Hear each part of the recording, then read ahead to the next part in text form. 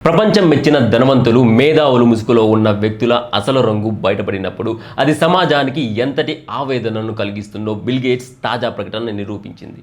ప్రపంచవ్యాప్తంగా సంచలనం సృష్టించిన ఎప్స్టీన్ ఫైల్స్లో తన పేరు రావడంపై ఆయన క్షమాపణలు చెప్పడం వెనుక ఉన్న చేదు నిజాలు అత్యంత అమానవీయంగా కనిపిస్తున్నాయి. లైంగిక నేరగాడు ఎప్స్టీన్ను కలవడం తాను చేసిన అతిపెద్ద తప్పు అని బిల్ గేట్స్ అంగీకరిస్తూనే రష్యన్ అమ్మాయితో తనకున్న అఫైర్ ఉన్న మాట నిజమేనని, ఆ విషయం ఎప్స్టీన్కు తెలుసని ఒప్పుకోవడం నాగరిక సమాజం తలదించుకునేలా చేస్తుంది.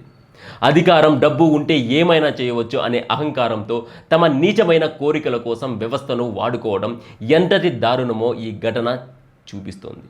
ఎప్స్టీన్ వంటి నేరగాళ్లతో సంబంధాలు కలిగి ఉండటం, వారి అసాంఘిక కార్యకలాపాలకు పరోక్షంగా తోడ్పడటం అనేది కేవలం వ్యక్తిగత తప్పు కాదు, అది మానవత్వానికే ఒక మాయని మచ్చ.